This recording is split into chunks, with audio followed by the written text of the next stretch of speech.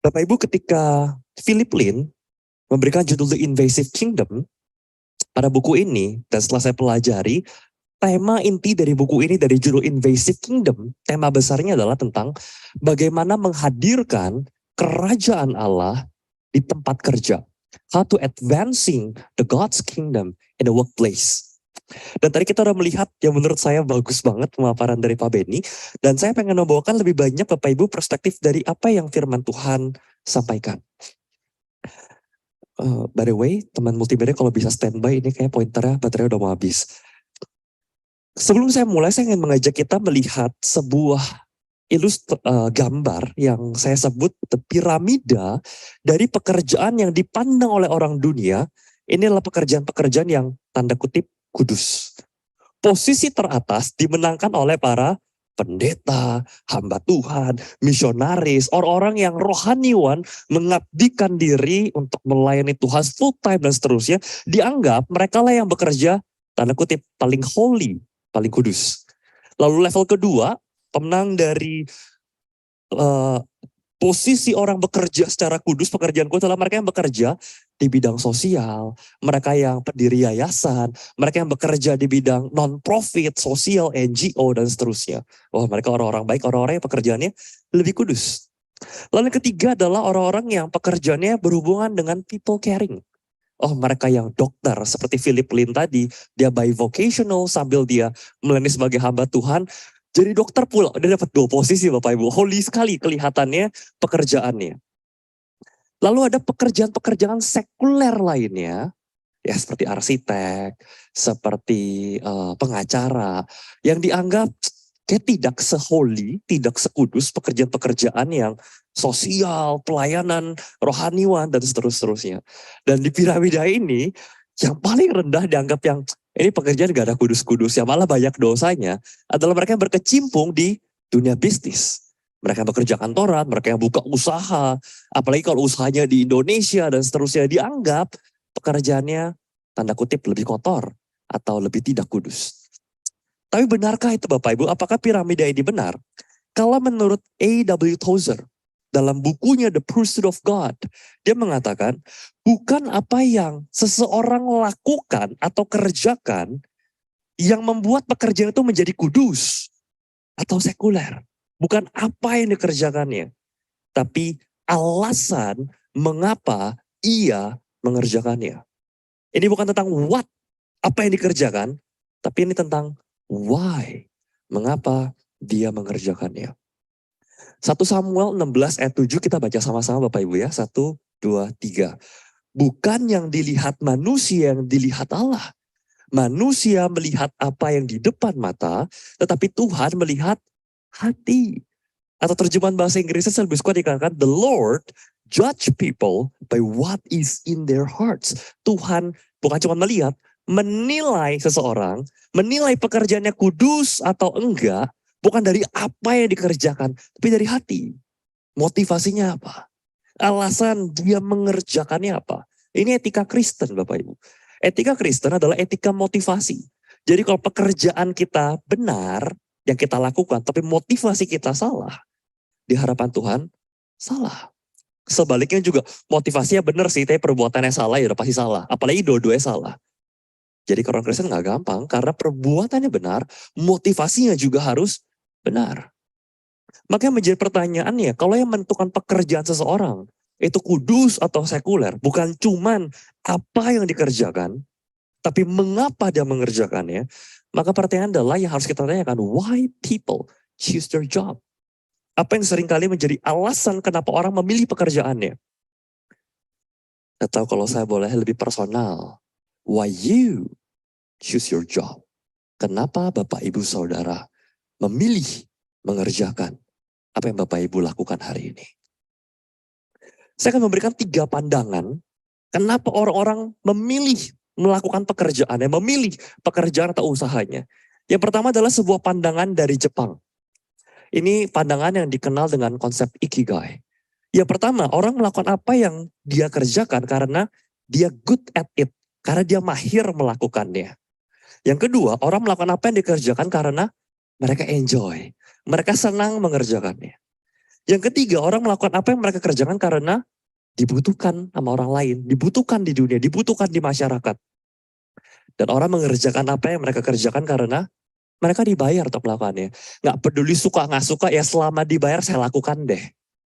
Nah ketika orang melakukan apa yang mereka suka, sekaligus mereka mahir lakukan, itu yang dunia seringkali katakan, orang ini mengejar passion. Dan ketika orang melakukan apa yang dia suka dan itu dibutuhkan oleh dunia, dunia mengatakan mereka melakukan sebuah mission.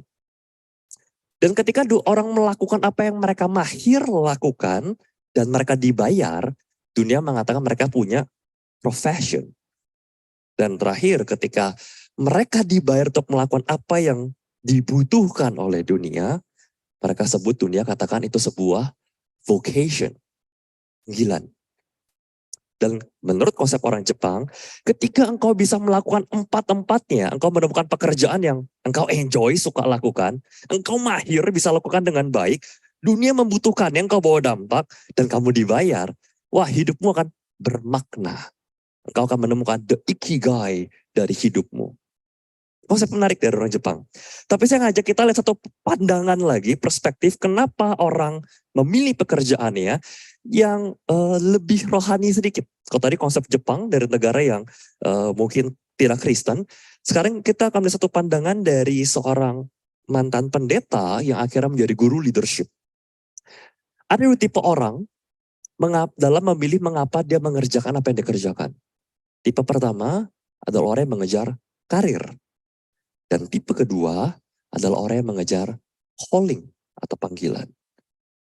Menurut John C. Maxwell, guru leadership, dia mengatakan, orang yang mengejar, when you are bigger than your purpose, you are working on your career.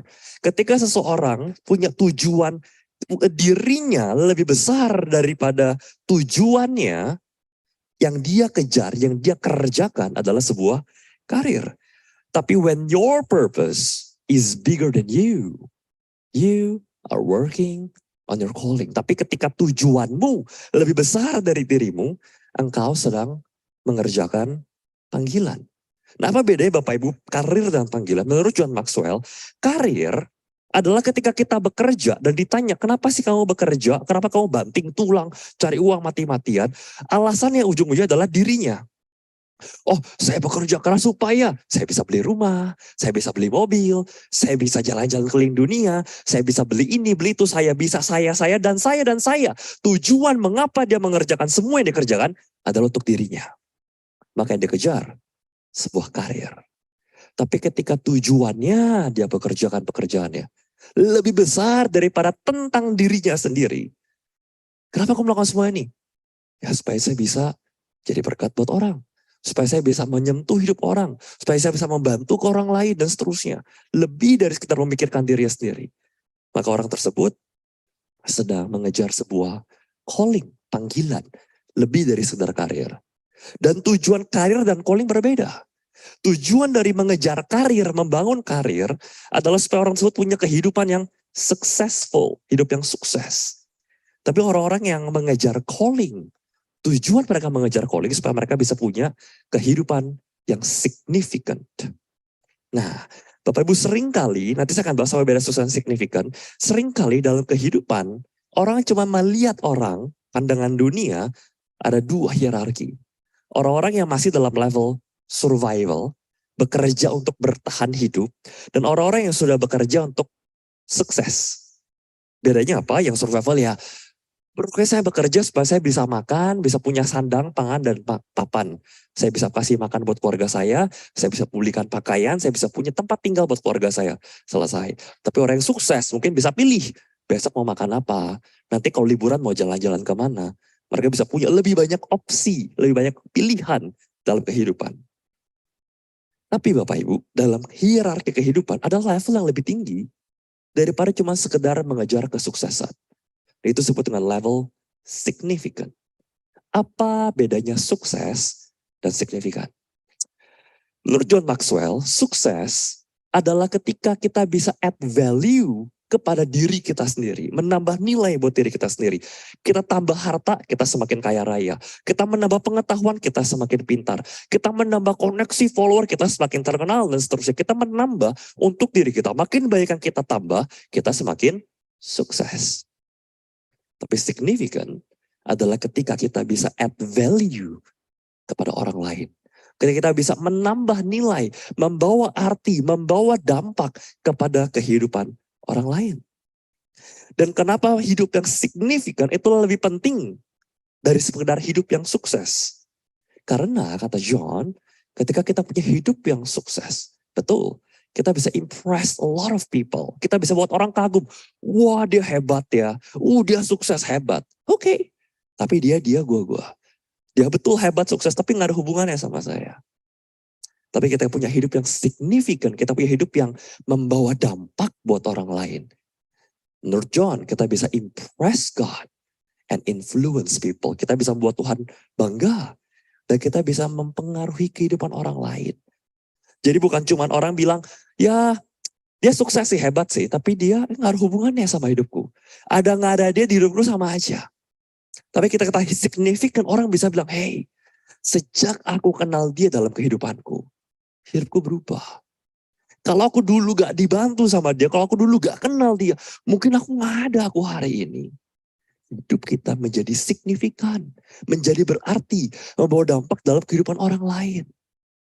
Tapi jangan sampai malah orang bilang, oh iya, Yesus sejak kenal dia, hidupku makin berantakan. Coba dulu gak kenal dia, gak akan kayak gini. Jangan sampai kayak gitu, semakin parah lagi.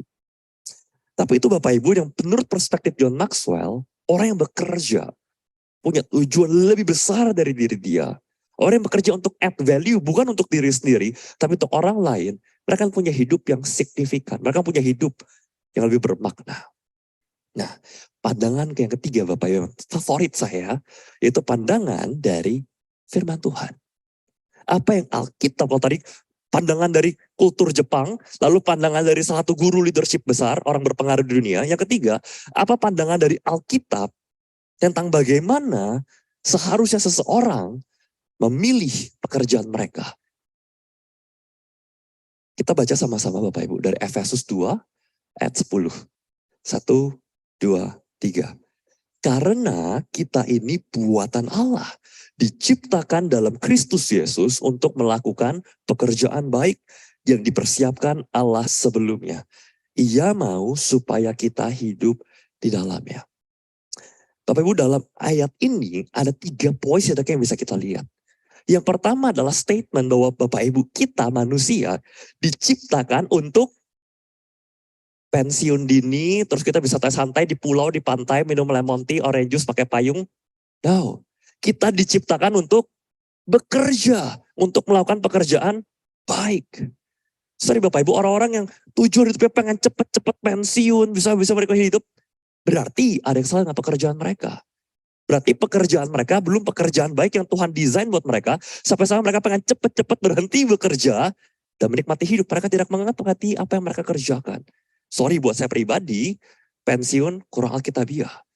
Kalau tujuan bekerjanya hanya untuk mencari uang, tujuan bekerja hanya untuk diri sendiri, nambah value, ya mungkin silakan pensiun. Tapi kita punya panggilan hidupnya, hidup kita pekerjaannya lebih dari untuk diri sendiri. Dan kita menikmati, dan kita punya makna hidup dalamnya, saudara gak akan pengen berhenti bekerja, dan gak akan pengen cepat-cepat pensiun. Poin kedua dari ini, selain kita diciptakan untuk bekerja adalah, ternyata pekerjaan baik yang Tuhan mau, itu sudah dipersiapkan Allah sebelumnya. Jadi kalau kita mau menemukan, ya pekerjaan yang tadi menurut orang Jepang ikigai lah, menurut John Maxwell pekerjaan yang signifikan lah. Apapun itu pekerjaannya, pekerjaan baik menurut firman Tuhan lah. Itu Tuhan yang siapin. Jadi kita gak bisa menemukan pekerjaan itu hanya dengan kemampuan kita, kepintaran kita, pokoknya saya mau gimana caranya menemukan pekerjaan baik buat diri saya, menemukan ikigai buat saya, menemukan hidup yang signifikan buat saya, tanpa melibatkan Tuhan. Sorry, gak bisa Bapak Ibu. Kenapa? Tuhan yang siapin. Jadi salah satu kunci untuk bisa menemukan pekerjaan baik tersebut, di dalam Tuhan. Cari Tuhan. Tuhan kunci pertamanya. Dan poin ketiga Bapak Ibu, yaitu pekerjaan baik itu sendiri. Bapak Ibu boleh, tiba-tiba boleh ganti pointer, baterai sudah habis. Boleh bantu di next sambil saya tunggu pointer. Pekerjaan baik tersebut dalam bahasa Yunani digunakan kata agathos. Dan agathos ini sendiri dalam bahasa Yunaninya itu punya setidaknya maknanya ada 5 aspek Bapak Ibu. Boleh next. Aspek yang pertama, pekerjaan baik adalah pekerjaan yang mendatangkan sukacita, rejoicing. Jadi ketika kita jalankan pekerjaan itu kita enjoy, kita happy, kita sukacita. Kita nggak bersungut-sungut, aduh kalau bisa saya nggak mau kerjain deh. Apa boleh buat dibayar sih kalau saya nggak kerjain saya nggak dapat duit. No, kita enjoy kerjanya, kita bersukacita. Dan bukan cuma kita bersukacita, pekerjaan baik kita mendatangkan sukacita buat orang-orang sekitar kita. Jadi bukan yang cuma kita enjoy tapi orang-orang ngeluh. Iya dia sih enjoy ngerjainnya, saya sih sebel banget kalau dia yang kerjain, gak ada yang beres. Enggak Bapak Ibu, semua enjoy. Pekerjaan baik agathos menurut firman Tuhan adalah pekerjaan yang mendatangkan sukacita. Kitanya bersukacita, orang-orang juga ikut bersukacita karena kita kerjakan. Pekerjaan baik kedua, aspek kedua memiliki makna pekerjaan yang impactful atau membawa dampak. Jadi kita kerjakan, bukan cuma kita yang dapat sesuatu. Tapi kita kerjakan, orang dapat manfaat. Orang dapat berkat. Kita membawa dampak bagi kehidupan orang lain. Dan pekerjaan yang baik Bapak Ibu agathos punya makna yang ketiga adalah pekerjaan yang memuliakan Tuhan. Yang ketika kita kerjakan orang bisa bilang, hey kok bisa ya? Ini kalau bukan karena Tuhan, gak mungkin bisa kamu kerjain. Orang akan memuliakan Tuhan, bukan orang malah mengutuk kita. Aduh, coba dia kerja ini kalau teman-teman gereja dia tahu, pasti malu dan seterusnya. Bukan, tapi orang justru memuliakan Tuhan. Ketika melihat, wow, apa yang dia kerjakan. Luar biasa sekali, gak mungkin kalau bukan Tuhan yang campur tangan. Nah pekerjaan yang baik yang keempat, Bapak Ibu memiliki makna. Pekerjaan yang berkualitas tinggi, high quality. Jadi kita bisa kerjakan dengan excellence, kita kerjakan standarnya beda. Kalau dia kerja itu hasilnya bagus sekali. Itu pekerjaan baik, pekerjaan yang setengah-setengah. Pekerjaan yang totalitas, yang terbaik. Dan pekerjaan yang baik yang kelima adalah pekerjaan kita kerjakan dengan setulus hati, true hearted. Yang pas kita kerja kita tulus. Mau dibayar nggak dibayar, ada yang harga nggak dihargai, dilihat nggak dilihat. Kita tulus. Kita bisa lakukan dengan tulus, nggak ada yang, oh saya udah kerjain nggak di ini sih. No, kita kerjakan tanpa beban. Kita bisa enjoy, bisa relax, bisa tulus mengerjakannya. Bapak Ibu ini 5 aspek pekerjaan baik dari kata aslinya, agathos. Pekerjaan baik yang Tuhan siapin buat kita. Atau kalau saya singkat, pekerjaan yang right. Pekerjaan yang tepat, RIGHT. Pekerjaan yang rejoicing, sukacita. Pekerjaan yang impactful, membawa dampak. Pekerjaan yang memuliakan Tuhan, glorifying God. Pekerjaan yang high quality. Dan pekerjaan yang true hearted, tulus. Pekerjaan yang the right. Tuhan pengen kita, hidup kita diciptakan untuk melakukan the right work. Pekerjaan baik. Pekerjaan yang bersukacita, berdampak, memuliakan Tuhan. Tapi pertanyaannya Bapak Ibu berikutnya adalah, gimana caranya kita menemukan pekerjaan yang baik tersebut? Oke saya tahu, tadi seperti kata Bapak ini, oke baik gereja ajar, ayo kita harus ketemuin panggilan, harus hidup jadi berkat. Gimana caranya? Oke, saya mau lihat 2 Bapak Ibu. Yang pertama gimana cara menemukannya. Kalau cuma menemukan Bapak Ibu, agak sulit dibahas hari ini. Itu bisa jadi satu topik materi seminar sendiri, 1 jam lagi, 1 sesi sendiri Bapak Ibu. Dan itu lebih mudah bagi anak-anak remaja pemuda yang mungkin baru mau berkecimpung ke dunia kerja. Mau ketemu nih the right jobnya apa, the agathosnya apa. Nah saya bersama rekan-rekan hamba Tuhan, dari beberapa gereja kita mendirikan sebuah gerakan yang kita sebut dengan Find Your Calling Movement. Yang membantu anak muda untuk menemukan panggilan hidupnya. Kami punya satu sesi full sendiri, saya nggak bisa bawakan hari ini. Tapi karena harus dibahas, ya Bapak Ibu bisa cari tahu nanti di website kami, findthecalling.com. Kita punya assessment buat bantu anak-anak muda, tes behavioral karakter mereka, ketemu task handling mereka, relational approach mereka, money management style mereka, stress conflict trigger mereka, inner compassion mereka, multiple intelligence mereka, untuk membantu mereka menemukan the right job, menemukan agathosnya mereka.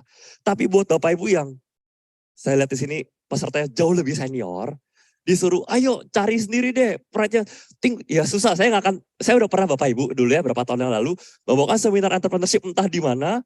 Salah saya tiba-tiba ada peserta yang berhenti bekerja karena mau mulai usaha, dan berapa minggu kemudian saya dicari sama istrinya, Pak gara-gara suami saya ikut seminar Bapak dia berhenti bekerja sekarang. Saya nggak mau turun lagi Bapak Ibu. Tiba-tiba ikut seminar, saya berhenti pekerjaan, saya mau menemukan the right job agato saya. Enggak Bapak Ibu. Jadi saya akan kasih solusi, daripada Bapak Ibu sekarang yang sudah berusia mencari ulang. Kalau Bapak Ibu masih anak muda nggak apa-apa, saya bawain seminarnya. Daripada Bapak Ibu lepasin pekerjaan sekarang, cari the right job yang baru, saya akan bantu bimbing bagaimana firman Tuhan ajarkan kita setidaknya bisa mentransformasi apapun pekerjaan kita sekarang untuk menjadi pekerjaan yang agathos, untuk menjadi the right job, tanda kutip. Oke, kita lihat Bapak Ibu apa yang firman Tuhan ajarkan untuk bantu kita bisa menemukan agathos kita. Terima kasih. Oke, ada 3 poin Bapak Ibu. Ya, ini 3 poin yang akan saya selesaikan dalam malam ini. Bagaimana kita bisa mentransformasi pekerjaan yang sudah kita jalan sekarang menjadi pekerjaan baik yang Tuhan inginkan untuk kita jalani, yang kalau kita jalankan hidup kita bermakna, yang kalau kita jalankan ya kita nggak pengen berhenti, nggak pengen pensiun dan seterusnya. Ya pertama adalah kita harus bekerja di dalam kerajaan Allah. We work in God's kingdom. Matius 6 ayat 33 dikatakan, tetapi carilah dahulu kerajaan Allah dan kebenarannya, maka semuanya itu akan ditambahkan kepadamu. Pertanyaannya, Bapak Ibu, apa itu kerajaan Allah? Bapak Ibu, kerajaan Allah itu bukan soal lokasi. Oh nanti di surga, atau sekarang udah ada di bumi. Bukan. Kerajaan Allah bukan soal lokasi. Kerajaan Allah adalah kondisi di mana kita memposisikan Tuhan sebagai raja dalam kehidupan kita. Kerajaan Allah adalah kondisi di mana kita posisikan Tuhan sebagai CEO, sebagai direktur utama, sebagai pimpinan tertinggi di dalam kehidupan kita. Apakah kerajaan Allah di bumi, di surga? Jelas, semua yang di surga memposisikan Tuhan sebagai yang terutama, yang nomor 1. Apakah kerajaan Allah di bumi? Ya. Apa bentuknya? Gereja. Karena gereja harusnya adalah kumpulan dari orang-orang yang memposisikan Tuhan sebagai raja, sebagai nomor 1 prioritas dalam kehidupan mereka. Maka ketika Filipin mengatakan kita mau menghadirkan kerajaan Allah di tempat kerja, itu bukan oke, kita sekedar bikin persekutuan di tempat kerja, which is bagus dan bisa dilakukan, atau sekarang kita buka kantor dijadiin gereja. Bukan sekedar itu. Tapi bagaimana kita bisa menjadikan tempat kerja kita, semua yang bekerja dengan kita, memposisikan Tuhan sebagai nomor 1, tertinggi, raja, CEO yang tertinggi, pimpinan tertinggi dalam kehidupan mereka. Dan menarik firman Tuhan mengatakan, Matius 6:33, ketika kita cari kerajaan Allah, kita prioritaskan Tuhan sebagai nomor 1, dikatakan apa? Semuanya akan ditambahkan kepadamu. Atau kalau kita parafrase Bapak Ibu, kira-kira bisa rekan gini. Apapun yang kita ingin Tuhan berkati dalam kehidupan kita perlu prioritaskan Tuhan sebagai yang terutama dalam aspek tersebut.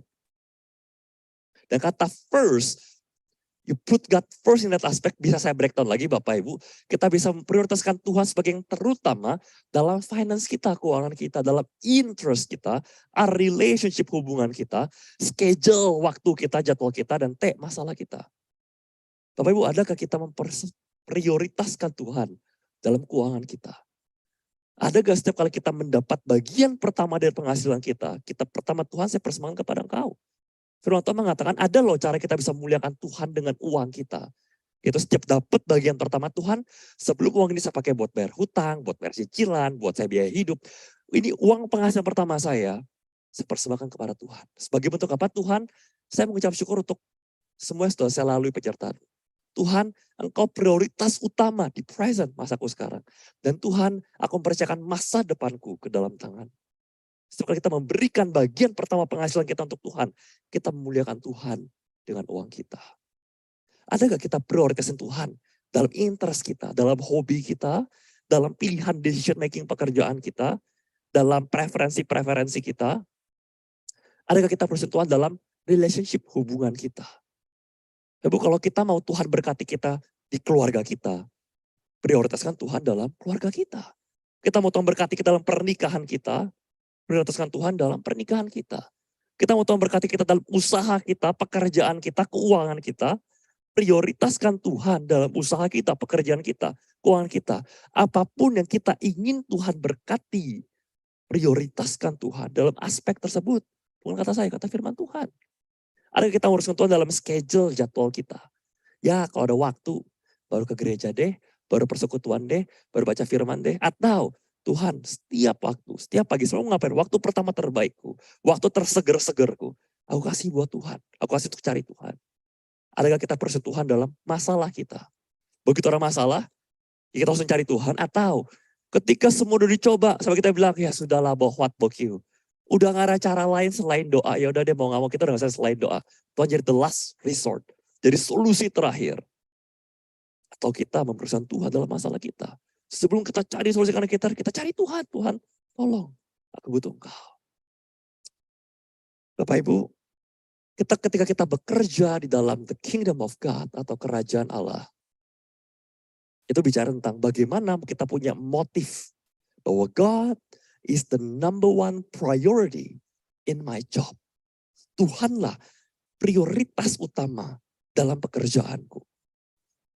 Bukan uangnya, bukan gajinya, bukan bonusnya, bukan insentifnya, tapi Tuhan yang jadi prioritas. Kolose 3:23 dikatakan, apapun yang kamu kerjakan, kerjakanlah dengan segenap hatimu. Seperti untuk Tuhan dan bukan untuk manusia. Dan bekerja di dalam kerajaan Allah itu juga terlihat dari produk dan jasa dari pekerjaan kita. Yang pertama, apakah kita menghasilkan produk dan jasa, barang-barang yang kita produksi, jasa yang kita berikan bersifat excellence. Bu, sekarang kalau bisa kita punya produksi produk lah misalnya ya. Dipesan produk kita sama istana, Jokowi pesan, presiden pesan, mau ke menteri. Pasti kita kerjakan dengan sebaik mungkin, sehati-hati mungkin. Kita berikan produk yang terbaik. Apalagi kita lakukan buat raja pencipta alam semesta, raja segala raja. Kita berikan yang excel, begitu juga service. Kalau kita disuruh untuk pelayanan, kita dipanggil untuk melayani, untuk kasih jasa kita mungkin ke raja di Inggris atau presiden Amerika, kita mau memberikan yang terbaik. Apalagi untuk Tuhan. Jangan kita pandang, oh ya, customer saya loh juga gak lebih dari saya. Ini cuma customer kecil dan seterusnya. No, kita bukan lakukan untuk mereka, kita lakukan seperti untuk Tuhan. Kalau kita bekerja di dalam kingdom of God, dalam kerajaan Allah, kita pasti melakukan yang terbaik. Dan yang kedua, apa yang kita kerjakan, produk yang kita hasilkan, jasa yang kita hasilkan, boleh bantu next, sepertinya belum connect. Itu harmless. Lucu Bapak Ibu, sebelum saya sekolah teologi, ketika saya baru lulus sekolah S1 bisnis, saya sempat diterima di berbagai perusahaan, sekitar 20-an perusahaan. Salah satu perusahaan saya terima, dan gaji lumayan tinggi adalah perusahaan rokok. Siangnya, saya nggak perlu sebutin brand, siangnya saya ditawari kerja, langsung dapat offer. Malam ya, saya belum sempat bisa Bapak Ibu. Baru siangnya ditawari, ini gaji, gede juga ya kerja di perusahaan rokok ya gajinya ya. Malam harinya, belum 24 jam. Saya buka TV, saya buka channel, nggak sengaja buka channel Reform 21, ada pendeta Stephen Tong berkhotbah, dia bilang, jangan bekerja di perusahaan rokok. Cepet banget Tuhan, baru pagi saya ditawarin gaji gede, belum sempat mikirin. Terus dia bilang, jangan. Tapi intinya Bapak Ibu, yang selalu kita pikirkan bukan balik lagi, bukan soal apanya, kan bukan soal apa yang dikerjakan, tapi mengapa iya. Tapi kalau apanya jelas-jelas merugikan orang lain, rokok lah, bir lah, narkoba, alkohol, jadi kita tahu ini gak baik. Sorry Bapak Ibu, ya ini tanggung jawab saya sebagai hamba Tuhan, saya harus menyampaikan, itu bukan pekerjaan baik yang Tuhan rancangkan buat Bapak Ibu. Masih banyak pekerjaan yang bisa Bapak Ibu kerjakan. Sorry ini gak gampang saya sampaikan, tapi harus saya sampaikan sebagai hamba Tuhan. Kalau kita mau bekerja dalam kerajaan Allah, produk dan jasa kita harus produk dan jasa yang harmless. Tidak merugikan orang lain, tidak merusak orang lain. Dan yang ketiga, kalau kita bekerja dalam kingdom of God, maka produk dan jasa kita, boleh bantu next, bisa menjadi produk dan jasa bisnis yang bisa digunakan sebagai platform untuk ministry. Bisa gak kita pakai bisnis kita, usaha kita, jasa kita, produk kita sebagai wadah untuk kita pelayanan. Ya saya kerjakan Bapak Ibu, ketika saya membangun perumahan buat masyarakat penghasilan rendah, saya awalnya bergumul. Tuhan saya udah lulus sekolah teologi, saya siap buat pelayanan, panggilan saya jelas mau pelayanan, kok balik lagi ke marketplace. Masuknya ke properti pula, yang saya gak pernah pegang, saya gak punya pengalaman, dan saya tahu banyak area abu-abunya, kalau mesti preaching dan seterusnya. Tapi saya mau bener, Tapi saya masuk lagi ke area ini. Saya bilang, Tuhan sampai kapan? Kalau saya mau tunggu sukses dulu pelayanan di sini, bangun properti di Indonesia, lalu suatu hari baru ke China, bangun properti di sana, bangun gereja dan seterusnya. Tuhan sukses gak ada batasnya. Uang dicari gak ada habis-habisnya. Kapan saya bisa mengatakan, oke, stop, saya udah sukses sekarang di bisnis, di properti, sekarang saya mau pelayanan. Gak ada, yang kadang malah saya terjebak dan saya gak pelayanan. Saya bergumul sekali teman Tuhan, saya hamba Tuhan. Saya lulus sekolah teologi, panggilan saya jelas mau melayani. Kok Tuhan panggil saya balik ke marketplace? Tapi itu Tuhan Yesus dalam pergumulan saya temukan jawaban. Tuhan bilang, kenapa harus tunggu sukses dulu, baru mulai pelayanan? Kenapa kamu gak pakai apa yang kamu kerjakan, kenapa kamu gak pakai bisnismu atau propertimu sebagai wadah untuk kamu melayani platform untuk ministry. Akhirnya saya decide, oke Tuhan, karena Tuhan yang panggil, Tuhan yang menyediakan, Tuhan yang memulai, Tuhan yang akan pimpin, saya dedikasikan, saya punya prinsip, semua perumahan yang saya bangun, dimanapun itu, saya akan pakai untuk Tuhan. Awalnya saya cuma berpikir sesimpel, ya udah saya bangun gereja aja, gampang. Gampang, buat Tuhan kan pokoknya bangun perumahan, bangun gereja, selesai. Tuhan panggil lebih dalam lagi. Suatu hari ketika saya sedang terima kunci buat warga perumahan saya bangun perumahan yang murah sekali, yang DP paling cuma 3 juta, cicilan rumah cuma 1 juta per bulan 20 tahun, fix nggak naik. Suatu hari ketika saya terima kunci, ada seorang warga, ibu-ibu, dia pakai jilbab, dia samperin saya, dia salami tangan saya, dia bilang, Pak, makasih banyak ya. Kami tuh gak pernah mimpi bisa punya rumah sendiri. Makasih Bapak ngebangunin rumah seperti ini untuk orang-orang seperti kami. Wah, Bapak Ibu, saya meleleh. Saya bertahu, ya ampun Tuhan, kalau Tuhan mau pakai, bisa jadi dampak buat banyak orang. Karena saya punya komitmen. Ada tanah yang harusnya kafling, efektif, bisa saya bangun jadi rumah, bisa saya jual, bisa saya beruntung. Saya nggak bangun rumah. Kafling tersebut saya pakai buat bangun aula serbaguna. Kita kasih pemberdayaan usaha buat ibu-ibunya. Jadi warga saya banyak yang buru-buru pabrik, kerja di pabrik. Ibu-ibunya ngapain daripada nganggur di rumah? Yuk belajar. Yuk kita ajarin masak, mari kita ajak mereka bikin makaroni goreng, belajar ternak lele, belajar bikin kertas kado, konveksi, dan seterusnya, belajar jahit, dan seterusnya. Bisa tambah 500 ribu, sejuta per bulan aja buat mereka. Tutup cicilan rumah. Kita bisa bikin les komputer buat anak-anak remaja. Kalau anak-anak remaja bisa komputer, minimal bisa kerja di Indomaret, Alfamart. Les bahasa Inggris buat anak-anak kecil. Dan pelan-pelan dari mensejahterakan ekonomi, saya pengen masuk ke mensejahterakan pendidikan, mensejahterakan kesehatan, baru tadi kita juga akan masuk mensejahterakan rohani. Kita nggak bisa terus merta ajak orang, kamu kan tinggal perumahan saya, ayo Kristen kan nggak bisa. Gimana kita, benar tadi kata Pak Benny, kita nggak bisa paksa orang, ayo cari Tuhan. Loh masih makan istri anaknya masih susah. Tapi kita bisa sentuh hati mereka, isi perut mereka, isi dompet mereka, bangun hubungan baik dengan mereka. Lama-lama mereka yang cari kita, kok mau sih? Kok bisa sih? Loh bukan karena saya baik. Karena Tuhan yang baik. Dan kita bisa mengenalkan Tuhan kepada mereka. Lewat aksi nyata.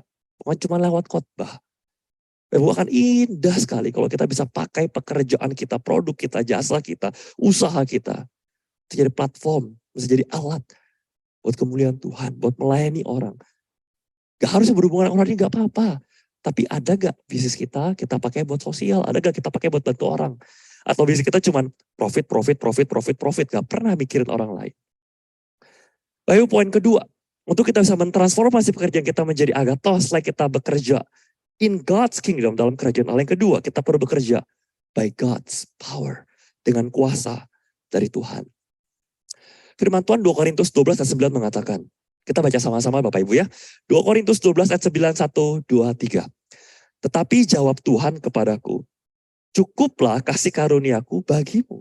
Sebab justru dalam kelemahanlah kuasaku menjadi sempurna.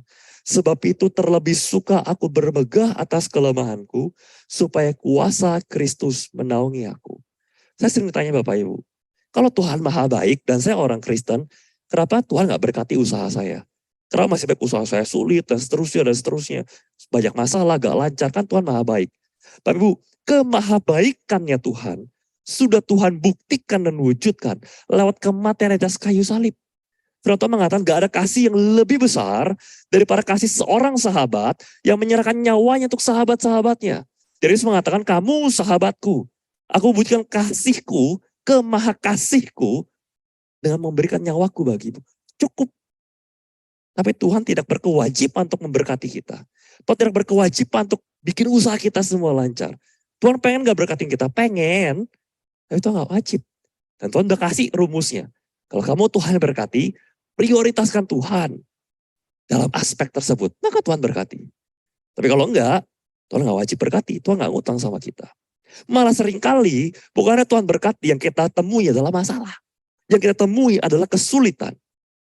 Tapi Tuhan mengatakan justru dalam kesulitan, justru dalam kelemahan, justru dalam kekuatan izinkan sih masalahnya susah banget. Kok gak jalan-jalan, kok mentok sana sini. Karena Tuhan izinkan itu supaya kita punya pengalaman pribadi dengan Tuhan. Tuhan izinkan itu supaya kita bisa menikmati kuasa Tuhan. Jangan kalau kita lancar-lancar aja, mungkin kita gak nikmatin.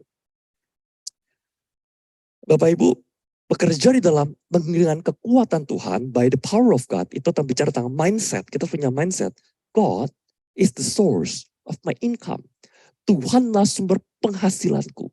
Bukan pekerjaanku, bukan bisnisku, bukan sampinganku. Itu cuma pintu-pintu yang bisa Tuhan pakai untuk menyalurkan berkatnya.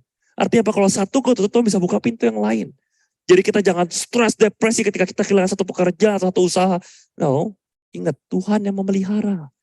Burung di udara, bunga bakung dan seterusnya Tuhan pelihara. Apalagi manusia. Bahkan firman Tuhan ulangan 8, ayat 17-18 mengatakan. Maka janganlah kau katakan dalam hatimu, hei, kekuasaanku dan kekuatan tanganku lah yang membuat aku memperoleh kekayaan ini. Tetapi haruslah engkau ingat kepada Tuhan Allahmu, sebab dialah yang memberikan kepadamu kekuatan untuk memperoleh kekayaan. Tapi bukan cuma harta benda kita, itu pemberian Tuhan. Tapi kemampuan kita untuk mencari uang, kemampuan kita untuk produktif, kemampuan kita untuk mengumpulkan kekayaan itu pun dari Tuhan. Kalau Tuhan gak kasih kita kesehatan, kalau Tuhan gak kasih kita kepintaran, kalau Tuhan gak kasih kita peluang, kalau Tuhan gak kasih kita jalan terbuka, kita gak bisa peroleh yang kita peroleh. Jadi jangan sombong. Andalkan kekuatan Tuhan, bukan kekuatan sendiri. Karena kita bisa punya semua yang kita punya, itu pun semua dari Tuhan. Dan kalau kita bisa punya mindset working by the power of God, itu akan terlihat dari decision making kita. Pengambilan keputusan kita. Yang pertama, kita akan memilih mengambil keputusan yang benar ketimbang keputusan yang mudah. Masalah Bapak Ibu, keputusan yang benar seringkali gak mudah. Kalau mudah semua orang udah ambil. Tapi kita percaya, meskipun ini susah, karena ini bukan kekuatanku, ini kuasa daripada Tuhan, aku akan ambil. When God gives a vision, God gives provision. When God guides, God provides. Ketika Tuhan yang panggil, Tuhan yang sediakan, fokus kita lakukan yang benar. Saya punya banyak sekali kesaksian tentang hal ini Bapak Ibu, tapi saya punya dikejar waktu. Yang kedua, take bold risk in faith. Ambil resiko dengan berani, tapi bukan karena nekat. Tapi beresiko dengan iman. Lalu ketika saya dipanggil masuk ke marketplace, ke properti dengan background saya hamba Tuhan, lulusan teologi, saya bingung lah bangun perumahan perlu modal miliaran, uang dari mana? Saya 3 tahun jatuh bangun mencari investor, bahasin lahan, gak jalan-jalan. Sampai-sampai orang tua saya komentar, saya ngerti perasaan mereka. Kamu mau sampai kapan? Kamu bukan siapa-siapa, kamu gak punya uang, kamu gak punya kenalan, kamu gak punya modal, kamu gak punya pengalaman, kamu gak punya expertise, kamu gak punya skill, kamu gak punya apa-apa. Tiba-tiba punya mimpi, kayak Tuhan panggil saya ke marketplace, Tuhan panggil saya mau bangun perumahan deh, jadi berkat buat orang. Kamu pikir kamu siapa? Dan malam itu saya cuma bisa bilang gini Bapak Ibu, saya ngerti. Mereka cuma takut saya naif, mereka takut saya cuma, ya gak mau kerja, males, tapi alasannya mau pelayanan dan seterusnya. Lalu saya cuma bilang, saya ngerti. Dan pertanyaannya benar sih. Saya bukan siapa-siapa. Saya gak punya uang, saya gak punya modal, saya gak punya kepintaran, saya gak punya keahlian. Saya gak punya pengalaman, saya gak punya network, saya gak punya expertise, saya gak punya skill. Saya gak punya apa-apa. Tapi ini bukan soal siapa saya. Ini soal siapa Tuhan saya. Buat Tuhan saya pencipta langit dan bumi cuma tanah berapa hektar, apa artinya sih buat Tuhan? It's not about me. It's about who my God is. Dan malam itu sejak begitu Bapak Ibu. Ini bukan cerita rekayasa saya ngalamin. Besoknya tidak sampai 24 jam. Saya dapat investor, invest miliaran. Buat saya bangun perumahan. Siapa saya? Saya bukan siapa-siapa. Tapi ini bukan soal siapa saya. soal siapa Tuhan saya. Cuma kita berani gak ambil resiko? Saya gak bisa, saya gak punya, saya gak mampu. Betul, memang kamu gak bisa. Memang kamu gak mampu. Saya gak akan memotivasi, oh enggak kamu hebat, kamu bisa. Sorry Bapak Ibu, kita gak hebat. Kita gak mampu. Kita gak pintar. Kita bukan siapa-siapa. Tapi Tuhan yang sama, yang membangkitkan Yesus dari kematian. Kuasa yang sama, yang akan menyertai dan menguatkan kita. Kalau kita mau beriman dan mengandalkan Tuhan. Dan yang ketiga, dalam decision making kita akan mengandalkan kekuasaan Tuhan, kuasa Tuhan. Bukan mengandalkan kuasa uang. Jadi kalau orang masalah bukan, ya udah coba tawarin dia maunya berapa. Coba mau kasih berapa. Bukan gitu, cari Tuhan dulu. Kalau kita benar-benar ngandelin kuasa Tuhan, dan bukan ngandelin kuasa uang. Saya suka sekali dengan satu kutipan khotbah dari Rick Warren, boleh bantu di next, bentar masih belum bisa. Rick Warren, pastor dari Saddleback Church, dia pernah mengatakan begini. Confidence in God, kepercayaan diri atau keyakinan di dalam Tuhan, itu seringkali disalahartikan sebagai kesombongan oleh orang lain. Banyak orang mengira seorang itu sombong, kalau mereka cuma a person of faith, seorang yang beriman. Bukan karena orang itu merasa mereka bisa mengerjakannya, tapi karena mereka tahu Tuhan bisa. Bahkan Ibrani 11 ayat 6 firman Tuhan mengatakan, without faith, it is impossible to please God. Tanpa iman, mustahil kita bisa menyenangkan Tuhan. Katakan, Tuhan aku ingin menyenangkan Tuhan. Ya, tapi ketika Tuhan kasih sesuatu yang buat kita, Tuhan mengerikan sekali. Kayak saya gak berani, saya gak bisa. Saya gak mampu, saya bukan siapa-siapa. Ya gimana kita bisa menyenangkan Tuhan? Tanpa iman, mustahil kita bisa menyenangkan Tuhan. Yang terakhir Bapak Ibu, waktu saya sudah mau habis. Untuk bisa mentransformasi pekerjaan kita menjadi pekerjaan baik yang Tuhan rancangkan. Satu, kita bekerja di dalam kingdom of God, kerajaan Allah. Yang kita bekerja by the God's power, kuasa Tuhan. Yang kita bekerja for God's glory, kemuliaan Tuhan. Dan kemudian Tuhan berbicara tentang manner, tentang sikap. Bahwa being fruitful, menjadi hidup yang berbuah, itu jauh lebih penting. Dari saudara punya hidup yang kaya raya, yang sukses, yang punya banyak uang. Karena sukses di mata Tuhan, bukan seberapa banyak harta yang kita kumpulkan. Sukses di mata Tuhan, berapa banyak buah yang kita hasilkan. Yohanes 15 ayat 8 firman Tuhan berkata, dalam hal inilah Bapakku dipermuliakan. Gimana caranya? Yaitu jika kamu menghasilkan uang yang banyak. Gitu? Punya rumah yang besar, yang mewah, kelihatan, oh sukses Tuhan berkati gitu. Bukan. Gimana Tuhan dimuliakan? Yaitu jika kamu berbuah banyak. Dan dengan demikian, kamu adalah murid-muridku. Jadi adalah tentang buah-buah roh. Ada gak kita punya hidup yang ketika orang kenal kita, orang nikmatin. Buah Bapak Ibu itu bukan buat dinikmatin si pohon. Buah buat dinikmatin oleh pihak di luar pohon. Binatangnya kah, manusianya kah. Begitu kita punya hidup yang berbuah, buah roh kita dinikmati oleh orang-orang sekitar kita. Ada gak orang menikmati kasih kita, sukacita kita, kemurahan kita, kebaikan kita, kesetiaan kita, kelemah lembutan kita, penguasaan diri kita. Dan bekerja untuk memuliakan Tuhan terlihat dari manajemen kita. Cara kita mengatur, budaya kerja kita. Apa kita lebih memvalue people, menghargai orang. Tanpa menghargai kerja, saya suka banget ya dari Sherry Pak Benny. Bagaimana kan orang salah dimaafkan atau enggak? Salahnya karena sengaja atau karena masalah nilai. Tapi banyak kita enggak kayak gitu. Kamu kerja gak benar? Gak peduli. Bye. Loh, apakah itu firman Tuhan ajarkan? Bukankah Tuhan meminta kita untuk lebih menghargai manusia? Bukankah Tuhan lebih tetap menyelamatkan kita meskipun kita manusia berdosa? Terlepas dari apa yang kita kerjakan. Atau memilih untuk mengasihi dan mencintai kita. Yang kedua akan terlihat dari bagaimana kita memimpin dengan teladan. Apa kita menjadi serupa Kristus di tempat kerja? Atau ya di gereja pakai cincin malaikat. Ke tempat kerja keluar tanduknya. No. Apakah setiap kali kita ambil keputusan kita selalu mempertimbangkan what will Jesus do? Apakah ini akan Yesus lakukan?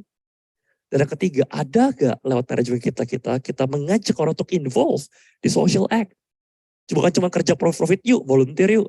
Yuk kita sama-sama pelayanan yuk. Yuk kita balik orang gak usah Kristen-Kristen gak apa-apa. Tapi ada kita lakukan. Saudara kita loh dari agama lain aja, terutama yang muda, kencang sekali mereka berdharma pelayanan, gak peduli. apapun usahanya. Bagaimana dengan orang Kristen? Oh, Tuhan udah selamatin. Kalau saya mau berbuat berbuat, tetap Tuhan selamatin. Terus kita gak perlu bantu orang. Kita gak perlu nolong orang, gak perlu pelayani orang. Matius 5 ayat 16 justru mengatakan, demikian hendaknya terangmu bercahaya di depan orang, supaya mereka melihat perbuatanmu yang baik dan memuliakan Bapamu di surga. Tadi kita belajar kalau kita mau memuliakan Tuhan, hidup berbuah. Sekarang kita belajar kalau kita mau memuliakan Tuhan, lakukan perbuatan yang baik. Saya akan tutup Bapak Ibu dengan kita malam hari dengan ayat terakhir. Saya janji ini ayat terakhir Bapak Ibu. Dari 1 Timotius 6 ayat 17 sampai 19. Kita baca sama-sama Bapak Ibu ya. 1 Timotius 6 ayat 17 sampai 19, 1, 2, 3. Peringatkanlah kepada orang-orang kaya di dunia ini, agar mereka jangan tinggi hati dan jangan berharap pada sesuatu yang tak tentu seperti kekayaan. Melainkan pada Allah yang dalam kekayaannya memberikan kepada kita segala sesuatu untuk dinikmati. Peringatkanlah agar mereka itu berbuat baik, menjadi kaya dalam kebajikan, suka memberi dan membagi. Dan dengan demikian mengumpulkan suatu harga sebagai dasar yang baik bagi dirinya di waktu yang akan datang untuk mencapai hidup yang sebenarnya. Ini yang orang-orang sering lupa Bapak Ibu. Orang-orang di umur 20-an sampai 30-an mereka cuma taunya saya mau kerja untuk memenuhi necessity kebutuhan hidup. Saya kerja supaya saya bisa makan, saya bisa kerja supaya saya hidup mandiri. Orang yang usia 30-40 mulai bekerja untuk maturity. Saya kerja untuk kemapanan finansial, mulai beli rumah, mapan secara skill, mapan secara karakter. Usia 40-50 orang mulai bekerja untuk identity. Mereka identitas, siapa yang dikenal sebagai ini. Usia 50-60 orang mulai bekerja untuk charity. Bantuin orang deh, supaya ngumpulin pahala. Usia 60 lebih orang bekerja untuk keep healthy, supaya tetap sehat, biar gak pikun. Tapi orang lupa, 1 Timotius 6 ayat 19 tadi.